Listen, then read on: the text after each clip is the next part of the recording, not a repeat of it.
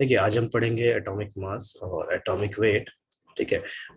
Atomic mass जो है वो कार्बन को एज ए स्टैंडर्ड लेके दिया जाता है। स्टैंडर्ड कहने का मतलब है कि हम एक रेफरेंस लेते हैं और उस रेफरेंस से किसी का भी एटॉमिक मास को बतलाते हैं। जैसे एक सिंपल सा मैं एग्जांपल डेली लाइफ एग्जांपल से लूंगा। ठीक है। हम मार्केट जाते हैं और मार्केट में हम वेजिटेबल्स को परचेज करते हैं या एक वेजिटेबल्स परचेज करते हैं। अब इसमें कैसा है कि हम लोग बैलेंसर देखते हैं। बैलेंसर मतलब तराजू है, तराजू को देखते हैं मार्केट में। और वो लोग करते क्या है कि एक साइड में सब्जी को रखते हैं और एक साइड में हमारा वेट होता है। ठीक है। वेट क्या, तो वो वेट जो एज ए रेफरेंस हम लेते हैं। सपोज कीजिए हमें 1 kg अगर यहाँ पोटैटो लेना है तो वो क्या करेंगे, यहाँ पे वेजिटेबल्स वाले कि पोटैटो को डाल देंगे और इधर साइड में 1 kg का वजन रखेंगे। तब जाके हम क्या देख सकते हैं कि हमें जो पोटैटोज मिला है, ये पोटैटोज कितना है, 1 किलो का है। ठीक है। पोटैटोज जो है वो कितना है, 1 kg का है। तो बेसिकली हमने यहाँ पे क्या देखा कि एक स्टैंडर्ड वैल्यू है हमारे पास। ठीक है। एक स्टैंडर्ड वैल्यू है और उस वैल्यू के अगेंस्ट हम क्या कर रहे हैं, पोटैटोस को ले रहे हैं। मतलब एक स्टैंडर्ड है, एक रेफरेंस है जो हर जगह यूज होता है। ठीक है। केजी एक रेफरेंस है जो मेजर करने के लिए है। तो ये जो केजी मेजर कर रहा है वो क्या मेजर कर रहा है, बेसिकली यहाँ पे वेजिटेबल्स को मेजर कर रहा है। तो केजी यहाँ पे क्या है, एक स्टैंडर्ड वैल्यू है। और जो पोटैटोस का जो वजन आया है वो क्या है, यहाँ पे रिलेटिव रिलेटिव मास है। ठीक है। रिलेटिव मास या रिलेटिव उसका वजन कह सकते हो आप। ठीक है। जो केजी इस केजी के अगेंस्ट में आ रहा है। तो जब हम इसी चीज को जब इसी चीज को हम एटम्स के लिए पढ़ते हैं या मॉलिक्यूल्स के लिए पढ़ते हैं, ठीक है, या आयंस के लिए पढ़ते हैं या किसी भी चीज के लिए पढ़ते हैं, मतलब ये वो चीजें जिससे एलिमेंट्स बने हैं, मैटर्स बने हैं, तो वहां पे हम रेफरेंस जो है, एज अ रेफरेंस हम क्या लेते हैं, हम लेते हैं कार्बन 12। ठीक है। कार्बन 12 क्यों, क्योंकि कार्बन 12 जो है वो बहुत मात्रा में है हमारे अर्थ में। और कार्बन जनरली हर किसी चीज में पाया जाता है, इसीलिए हम कार्बन 12 को जनरली यहाँ पे क्या लेते हैं, एटॉमिक मास को कैलकुलेट करने के लिए लेते हैं। तो कार्बन 12 आइसोटोप है जो जनरली यहाँ पे लिया जाता है। ठीक है। चलिए इस चीज को देखें आगे कि डेफिनेशन क्या कहता है और कैसे यूज करते हैं।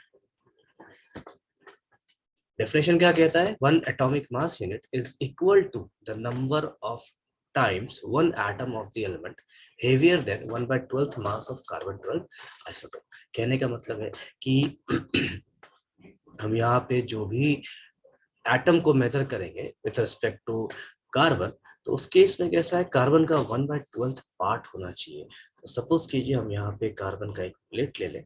ठीक है। सर्कुलर प्लेट हमने ले लिया और इस कार्बन को हम क्या करते हैं, इस कार्बन को हम 12 हिस्से में अलग अलग कट करते हैं। ठीक है। तो वो जो 12 हिस्से हैं वो 12 हिस्से क्या होने चाहिए, एग्जैक्ट इक्वल होने चाहिए। ठीक है। तो देखिए इस तरीके से अगर हम इसे कट करते हैं तो हमें कैसा मिलेगा, कितना हुआ, 4 and 4 8, फिर इधर से हो गया 10 और फिर इधर से मान लीजिए ये हो जाए 12।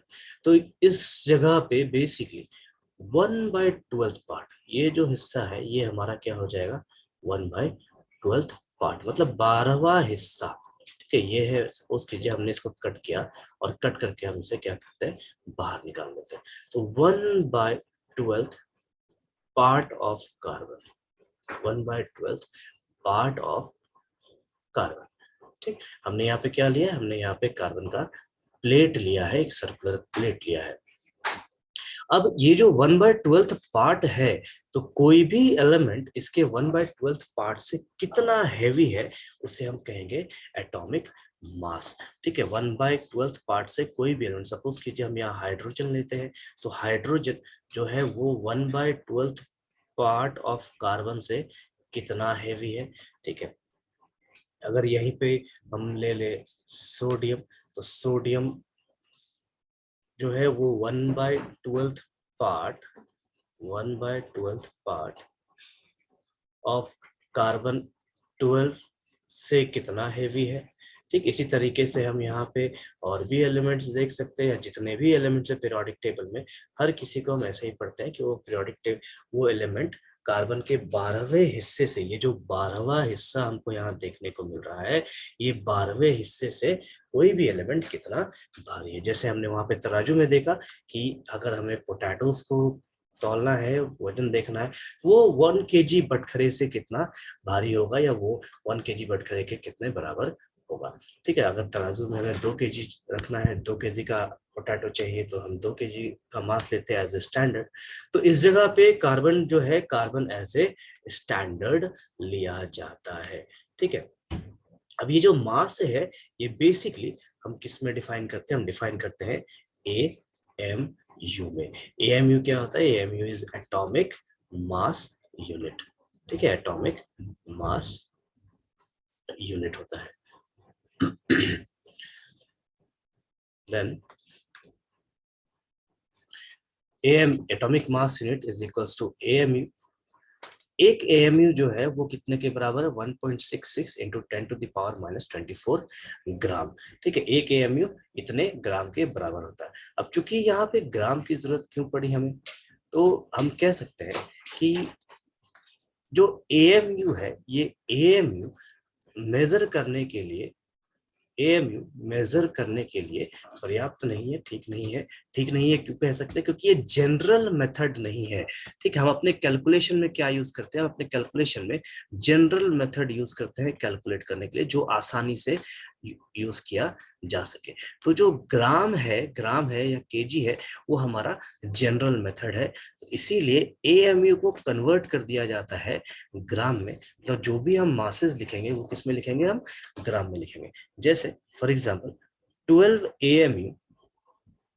AMU of carbon is equals to 12 gram of carbon. इसी तरीके से 23 AMU of sodium is equals to 23, एक मिनट, ये 12 हो गया, 23 लिखना है, 23 ग्राम ऑफ सोडियम।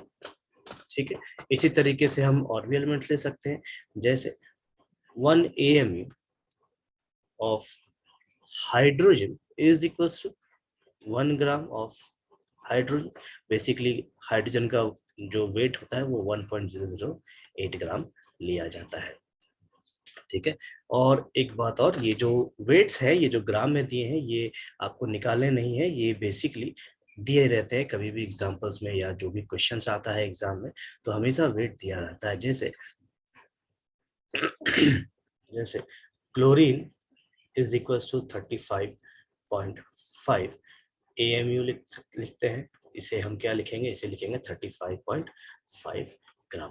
तो ये वो वजन है जो आपको जनरली दिए रहते हैं, इसे रखने की जरूरत नहीं है, इसे याद करने की जरूरत नहीं है। तो एटॉमिक मास या एटॉमिक वेट क्या होता है? दैट इज कोई भी एलिमेंट का मास। ठीक है, कोई भी एलिमेंट का मास जो कार्बन के 12वें हिस्से से, ठीक है, कार्बन के 12वें हिस्से से कितना टाइम्स हेवियर है, कितना टाइम्स भारी है, उसे हम कहते हैं एटॉमिक मास। ठीक है,